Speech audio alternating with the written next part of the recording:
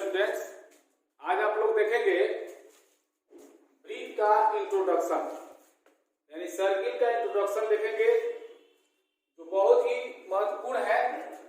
आगे के चैप्टरों में भी इसकी जरूरत है, जैसे 12 चैप्टर में इसका जरूरत है। ठीक है, ऐसे तो आप लोग ब्रीथ के बारे में पहले भी जान चुके होंगे पिछले क्लासों में, लेकिन वो पुरानी यादें जो है मैं ताजा कर देता हूं। जैसे आप लोग जानते होंगे कि ब्रीथ किसे कहते हैं। समतल गोलाकार क्षेत्र को ब्रीथ कहते हैं। ठीक है, आप लोग लिख भी सकते हैं, समतल गोलाकार क्षेत्र को ब्रीथ कहते हैं या गोलाकार समतल क्षेत्र को ब्रीथ कहते हैं। ठीक है, केंद्र किसे कहते हैं? ब्रीथ के ठीक बीच के बिंदु को केंद्र कहते हैं। ठीक है, इसको हम कहते हैं केंद्र। अब इसमें आती है त्रिज्या। त्रिज्या किसे कहते हैं? त्रिज्या आप लोग पहले से ही 6ठे 7वां क्लास से आप लोग जानते हैं, ब्रीथ का क्षेत्रफल निकालने के लिए। ठीक है, तो उसमें त्रिज्या की जरूरत पड़ती है, इसमें भी आगे जरूरत पड़ेगी। ठीक है, तो ब्रीथ के केंद्र से ब्रीथ के किसी भी बिंदु तक की दूरी को, मान लीजिए यहां से यहां ये, यहां ये, यहां ये, यहां ये, कहीं भी जाइए, उसको हम क्या कहेंगे? त्रिज्या। ठीक है, ये तो हो गया त्रिज्या। उसके बाद व्यास। व्यास किसे कहते हैं? जैसे मान लीजिए ब्रीथ हो गया, ब्रीथ के दो बिंदुओं को मिलाने वाली रेखा जो केंद्र से होकर गुजरती है। ब्रीथ के दो बिंदुओं को मिलाने वाली रेखा जो ब्रीथ के केंद्र से होकर गुजरती है, उसे हम ब्रीथ का व्यास कहते हैं। ठीक है, इसके बाद मान लीजिए जीवा आ गया। जीवा इस चैप्टर में जरूरत पड़ेगा आपको। तो ब्रीथ के दो बिंदुओं को मिलाने वाली रेखा जो ब्रीथ के केंद्र से होकर नहीं गुजरती है, उसे हम कहते हैं जीवा, ब्रीथ की जीवा। ठीक है, और इसको क्या बोलते हैं? व्यास। एक और चीज, जो ब्रीथ का व्यास होता है उसको भी हम जीवा कहते हैं, लेकिन सबसे बड़ी जीवा ब्रीथ का व्यास ही होता है जो केंद्र से होकर गुजरता है। ठीक है, इसमें जो चारों ओर की माप होती है, ब्रीथ के चारों ओर की माप, उसको हम क्या बोलते हैं? उसको हम बोलते हैं परिधि। ठीक है, इसको हम परिधि बोलते हैं। अब हम कुछ मुख्य बिंदुओं पर विचार करते हैं। जैसे मान लीजिए कि ये ब्रीथ हो गया। क्वेश्चन आता है कि मान लीजिए यहां ये ब्रीथ है, तो इसको, इस रेखा को हम क्या कहेंगे?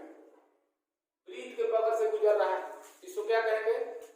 इसको हम कहेंगे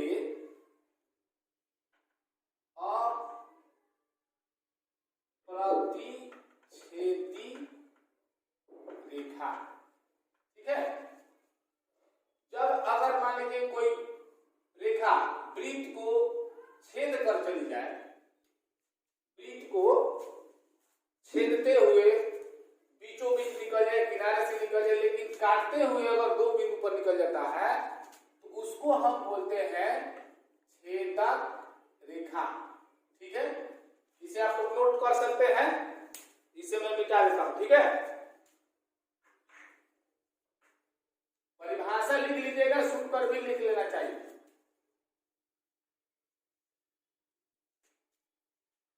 अगर मान लीजिए ब्रीथ हो गया, केंद्र होता है बीच में। अगर मान लीजिए कि यहां से कोई इस प्रकार से रेखा है, इसको कौन रेखा बोलेंगे? इसको बोलेंगे स्पर्श रेखा। इसको स्पर्श रेखा बोलेंगे। अच्छा, ये बात मैं आप लोगों को बताना चाहता हूं कि एक ब्रीथ पर कितनी स्पर्श रेखाएं खींची जा सकती है।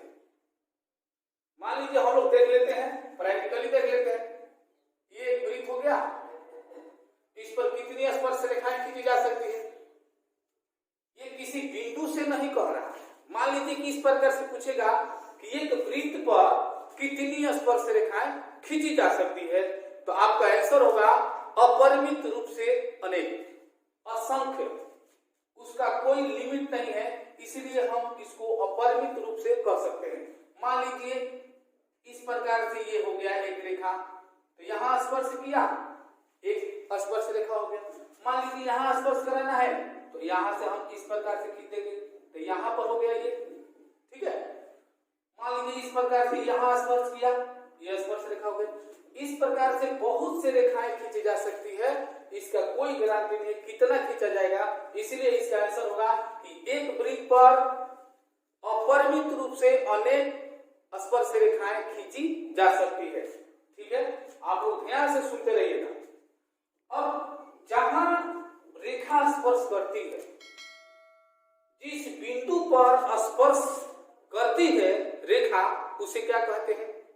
उसे कहते हैं स्पर्श बिंदु, ठीक है, उसे हम स्पर्श बिंदु कहते हैं। तो ये जो रेखा यहां पर स्पर्श किया, इसको हम कहेंगे स्पर्श बिंदु, ठीक है।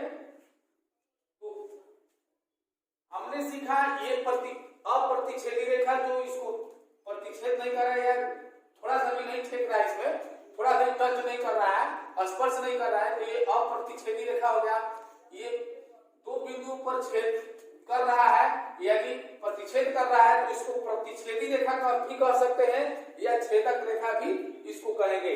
इसको स्पर्श रेखा कहेंगे, इस बिंदु पर स्पर्श कर रहा है, और जहां स्पर्श करता है उसको बोलते हैं स्पर्श बिंदु। मैं उम्मीद करता हूं कि आप लोग क्लियर हो गए हैं। तो और आगे बता रहे हैं, मान लीजिए वृत्त है, अगर मान लीजिए इस बिंदु पर कहा जाए कि इस प्रकार से ये स्पर्श रेखा हो गया, इस बिंदु से और रेखा खींची जा सकते हैं, बहुत रेखा खींची जाएगी। जैसे मान लीजिए इस प्रकार से हम इस पर खींच सकते हैं रेखा, इसी बिंदु पर इस प्रकार से खींच सकते हैं, इस प्रकार से खिंचाएगा, इस प्रकार से खिंचाएगा, कितना भी इस बिंदु पर खिंचाए रेखा, लेकिन जो स्पर्श रेखा होगा एक और केवल एक ही स्पर्श रेखा होता है। जो असली स्पर्श रेखा है मात्र एक ही है, जो ये है, ठीक है।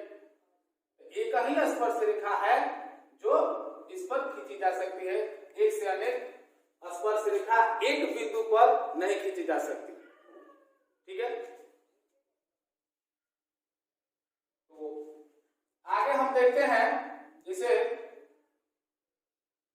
मान लीजिए वृत्त कहा गया कि एक वृत्त पर बाह्य बिंदु से, एक वृत्त पर किसी बाह्य बिंदु से कितनी स्पर्श रेखाएं खींची जा सकती है। तो मान लीजिए बाह्य बिंदु ये हो गया, अब इस वृत्त पर स्पर्श रेखा खींचना है, तो कितना रेखा खींच सकते हैं?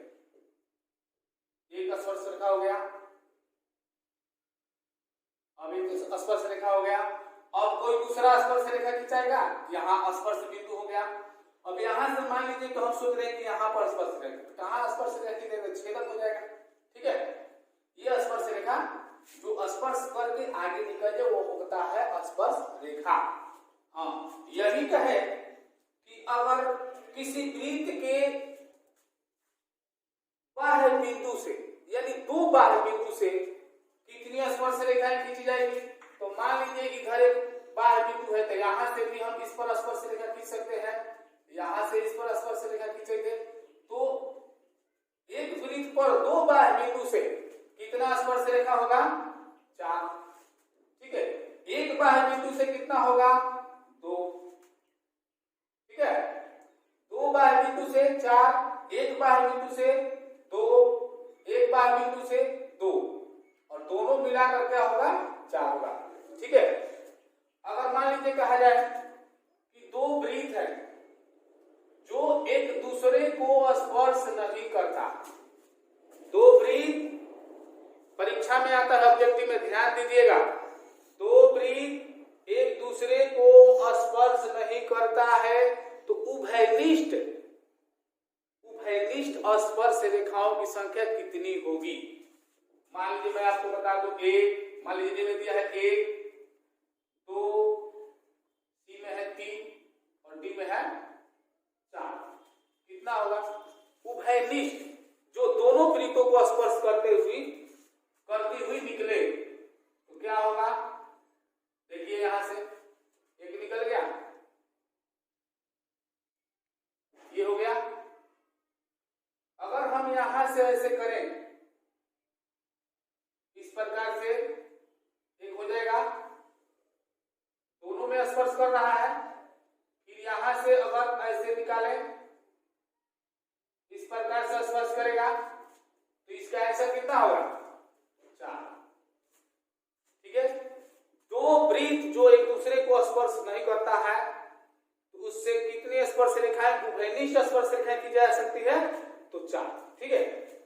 अगर दो वृत्त एक दूसरे को स्पर्श करता हो, मान लीजिए ऐसे स्पर्श कर रहा है, तो कितनी स्पर्श रेखाओं की संख्या हो जाएगी? मान लीजिए ऑप्शन है 1, 2, 3, 4। कितना होगा? तो ये तो 2 हो गया, एक ये हो गया और एक यहाँ हो गया। और कैसे होगा? अब यहां से कैसे होगा नहीं, तो एक यहां से बीच हम खींच सकते हैं रेखा, ये हो गया। तो कितना स्पर्श रेखा होगा उभयनिष्ठ? जो दोनों में शामिल होता है उसी को उभयनिष्ठ बोलते हैं, ये आप लोगों को पहले भी पता होगा। तो इसमें कौन सही होगा? ये सी ऑप्शन वाला सही हो जाएगा, यानी कि 3। ठीक है। ये सब क्या बता रहा हूं? उभयनिष्ठ स्पर्श रेखाएं, मान लीजिए पूछ रहा है उभयनिष्ठ स्पर्श रेखाएं, ये सब बता रहा है। पूरा ध्यान से देखिएगा, आप लोग समझ जाएंगे। और आगे देख लीजिए, इसे नोट भी कर सकते हैं आप लोग समझने के लिए। जो मैं क्वेश्चन बोल रहा हूं उसको लिख भी सकते हैं।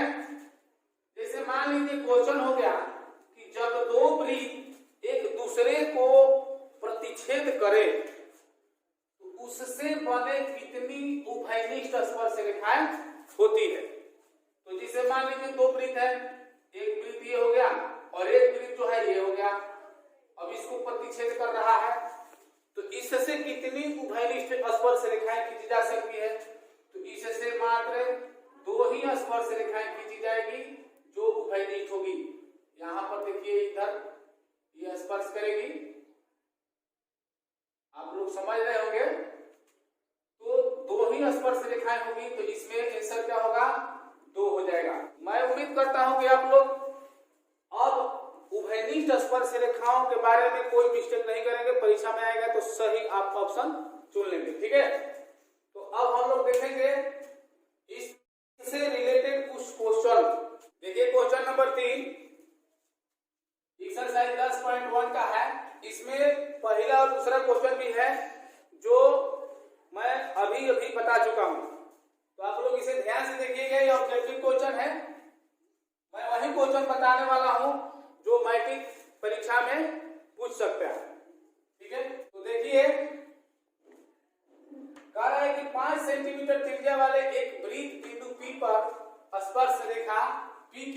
तो पहले हम एक वृत्त बना लेंगे और देखिए फटाफट आप लोग, पहले इसको विस्तार से हम बता रहे हैं, आप लोग समझ लीजिएगा तो फटाफट बना सकते हैं। जल्दबाजी में गलती हो जाता है। ठीक है। तो इसको पहले समझ लेते हैं। जैसे केंद्र O है और फिर कह रहा है कि 5 सेंटीमीटर त्रिज्या है, तो हम एक त्रिज्या ले लेते हैं, कोई 5 सेंटीमीटर यहां पर ले लेते हैं। ठीक है। फिर कह रहा है कि PQ केंद्र O से जाने वाली एक रेखा से बिंदु Q पर इस प्रकार मिलती है। केंद्र से जाने वाली रेखा से, जो स्पर्श रेखा है, केंद्र से जाने वाली रेखा से इस प्रकार मिलती है कि OQ 12 सेंटीमीटर है। यानी कि ये Q हुआ, ये P हुआ और ये कितना हो गया? 12 सेंटीमीटर। तो फिर कह रहा है कि PQ की लंबाई क्या है? PQ की लंबाई क्या होगी? तो आप लोग अगर नहीं जानते हो तो मैं बता देता हूं कि जहां पर स्पर्श करती है कोई भी रेखा तो वहां पर 90 डिग्री का कोण बनाती है, यानी कि 90 डिग्री का कोण बनाती है। तो जब यहाँ 90 डिग्री बन गया तो ये त्रिज्या के साथ एक समकोण त्रिभुज हो गया। तो समकोण त्रिभुज में पाइथागोरस प्रमेय से आप लोग जानते हैं, इसको हम लंब मान लेते हैं। तो लंब मान लीजिए, ये क्या हो गया, कर्ण हो गया। ठीक है, ये आप लोग को दिखाई देता होगा, सबसे लंबी भुजा है, ये कर्ण है और ये लंब। इसको आधार लंब कोई भी मान सकते हैं, कोई दिक्कत नहीं। तो हमें इसका मान निकालना है, तो हम क्या करेंगे, PQ बराबर सीधा कर्ण में से उसको घटा देंगे, यानी कि डायरेक्ट हम बना लेते हैं 12 स्क्वायर माइनस 5 स्क्वायर। तो क्या होगा, 144 माइनस 25 और ये घटाएंगे तो ये क्या होगा, 9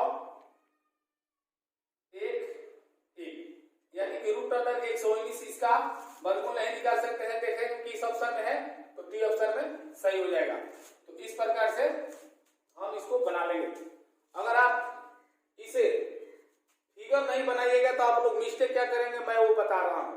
आप लोगों को पता होगा कि अगर 12 होता है, अगर कहीं 12 दिया है और एक 5 दिया है, तो हम क्या करेंगे कि 12 44 से 5 25। तो आप लोग गलती कर देते हैं, रूट अंडर करके 144 और 25 करके और इसको 169 कर देंगे, जोड़ेंगे तो 169 आएगा और इसका वर्गमूल क्या आ जाएगा, 13। तो आप लोग इसको निकालना भी नहीं चाहते हैं और 12 और 5 देकर सीधा 13 पर आप निशान लगा देंगे और आप भी मार देंगे और ये आपका गलत हो जाएगा। इसीलिए क्वेश्चन को समझकर फिगर थोड़ा सा बना लीजिएगा तो आपका सही हो जाएगा। ठीक है, तो आगे कुछ 10.2 में देखते हैं कुछ क्वेश्चनों का। देखिए एक्सरसाइज 10.2 में पहला, दूसरा और तीसरा तीनों ऑप्शन वाला क्वेश्चन है। इसे ध्यान से देखिएगा कैसे सॉल्यूशन होगा। कह रहे कि एक वृत्त Q से एक वृत्त पर, कह रहा है कि एक बिंदु Q से एक वृत्त पर स्पर्श रेखा की लंबाई 24 सेंटीमीटर तथा Q की केंद्र से दूरी 25 सेंटीमीटर है। तो सबसे पहले हम क्या करेंगे, एक वृत्त बना लेंगे और मान लीजिए यहाँ बिंदु हो गया, बाह्य बिंदु, और केंद्र से दूरी उसका कह रहा है Q की केंद्र से दूरी।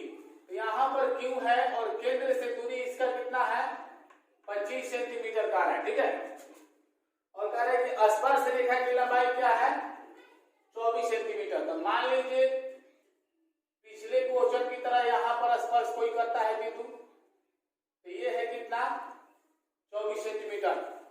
ठीक है, तो कह रहे हैं कि वृत्त की त्रिज्या है, ये तो बहुत ही सिंपल है, ये त्रिज्या हमें निकालना है, यहाँ पर O है। ठीक है, और यहाँ पर P है, तो हमें क्या निकालना है, PQ या OP निकालना है। PQ तो दिया हुआ है 24, कह रहे कि Q से ये स्पर्श रेखा तक 24 है और यहाँ केंद्र तक 25 है, तो ये हमको त्रिज्या निकालना है। तो त्रिज्या बराबर क्या हो जाएगा, यानी कि OP बराबर क्या हो जाएगा, रूट अंडर क्या हो जाएगा, ध्यान दीजिएगा। इसमें बड़ी कौन है, ये है। ये यहाँ पर हम लोग बताए थे कि जहां स्पर्श करता है वो 90 डिग्री का बनता है, तो ये समकोण त्रिभुज हो गया। तो उसी प्रकार से पाइथागोरस प्रमेय से हो जाएगा, कर्ण स्क्वायर माइनस लंब स्क्वायर यहाँ पर कर सकते हैं। ठीक है, ये हो गया 625 और ये कितना होता है, 576।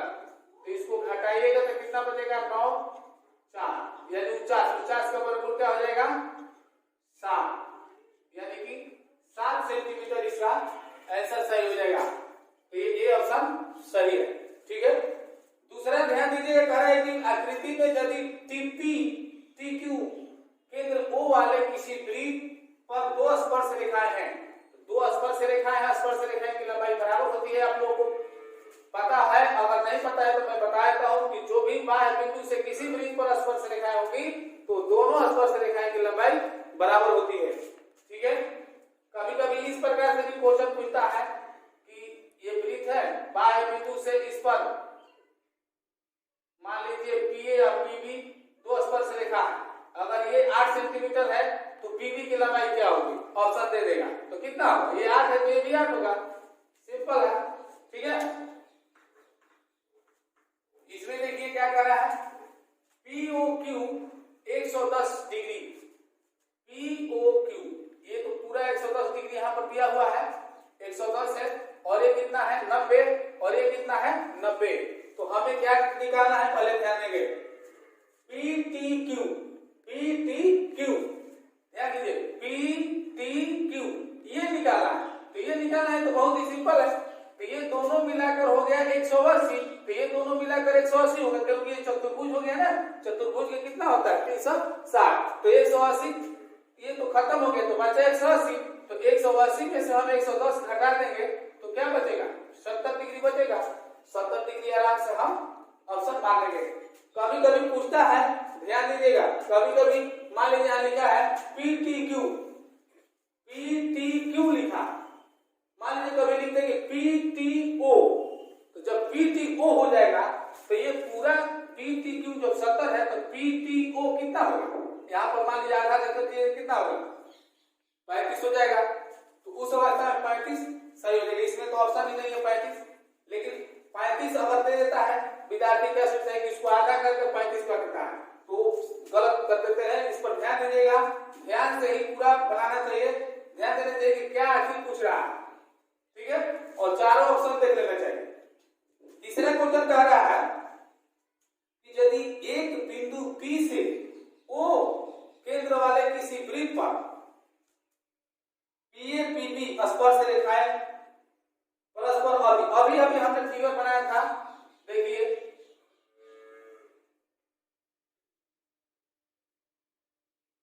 मान लीजिए बिंदु P है बाहरी और यहाँ पर स्पर्श करेगा, यहाँ पर स्पर्श करेगा, मान लेते हैं यहाँ पर और एक यहाँ पर, ठीक है, PA PB। फिर क्या कह रहा है, परस्पर 80 डिग्री के कोण पर झुकी है, ये 80 डिग्री के कोण पर झुकी है, ये 80 डिग्री है, कोण POA बराबर है, POA यहाँ पर 2 है, तो क्या कर रहा है POA, यानी ये हमको निकालना है POA।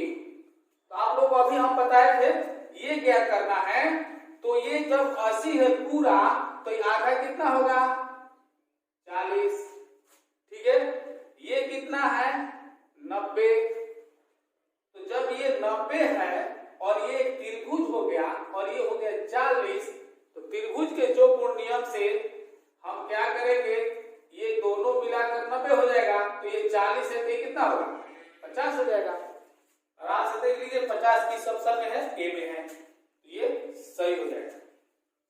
तो मैं उम्मीद करता हूं कि आप लोग ये ऑप्शन वाला क्वेश्चन समझ गए होंगे।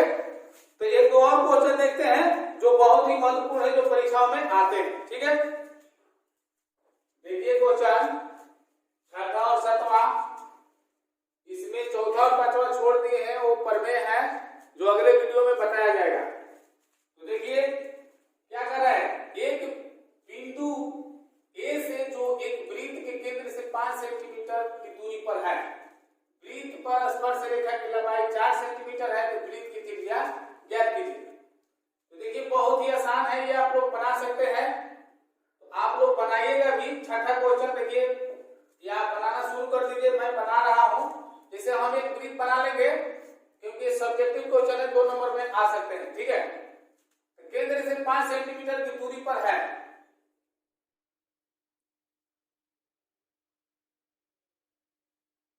ये 5 सेंटीमीटर की दूरी है, स्पर्श रेखा की लंबाई है 4 सेंटीमीटर, मान लीजिए यहाँ पर स्पर्श कर रहा है, इसकी लंबाई हो गया 4 सेंटीमीटर। अब कोई बिंदु नहीं कर रहा है, एक बिंदु कर रहा है, तो एक बिंदु तो ए हो गया, वो इसको मान लेते हैं, इसको बी मान लेते हैं, ठीक है। तो हम मान लेंगे कि माना कि केंद्र वो वाला एक वृत्त है,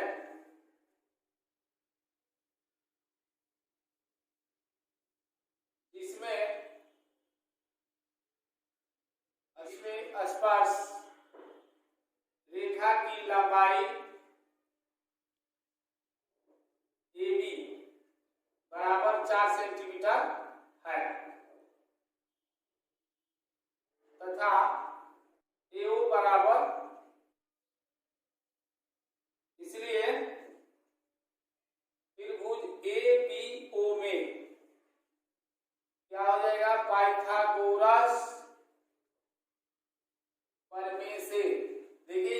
शॉर्टकट में नहीं बनाएंगे, क्योंकि ये विस्तार से 2 नंबर हमको लेना है तो इस प्रकार से बनाना पड़ेगा, ठीक है।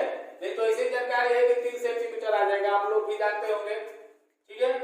तो हम पाइथागोरस प्रमेय लिखकर ऐसे बनाएंगे तो क्या हो जाएगा, इसीलिए त्रिज्या क्या है, PO बराबर रूट अंडर क्या हो जाएगा, यहाँ पर क्या लेते हैं AO, तो AO square minus AB square, ठीक है। यहीं पर देख लीजिए 5 स्क्वायर माइनस 4 स्क्वायर, ये कितना हो जाएगा 25 माइनस 16, यानी कि रूट अंडर 9 कितना हो जाएगा 3 सेंटीमीटर, और ये हो जाएगा त्रिज्या। देखिए 7वां क्वेश्चन देखिए ध्यान से, 2 संकेंद्रीय वृत्तों की त्रिज्याएं 5 सेंटीमीटर तथा 3 सेंटीमीटर, इससे बहुत ही भिन्न है। 2 संकेंद्रीय वृत्त है, संकेंद्रीय वृत्त का मतलब कि एक ही केंद्र है, 2 वृत्त है। तो मान लीजिए कि एक वृत्त ये हो गया और एक वृत्त ये हो गया, ठीक है, और दोनों का केंद्र ये है। फिर कह रहा है कि 5 सेंटीमीटर त्रिज्या तथा 3 सेंटीमीटर त्रिज्या है बड़े वृत्त की उस जीवा की लंबाई ज्ञात कीजिए जो छोटे वृत्त को स्पर्श करती हो। छोटे वृत्त को स्पर्श करना है तो यहाँ इस जीवा की लंबाई ज्ञात करना है, यहाँ से देखिए ऐसे इस बड़े वृत्त की जीवा की लंबाई ज्ञात करना है जो छोटे वृत्त को स्पर्श करता हो। तो स्पर्श कर रहा है छोटे वृत्त को, ये त्रिज्या कितना है 3 सेंटीमीटर, और बड़े वृत्त की त्रिज्या है मान लीजिए यहाँ से 5 सेंटीमीटर, ठीक है। तो मान लीजिए कि केंद्र O है और इसको हम मान लेते हैं AB और इसको मान लेते हैं P, ठीक है।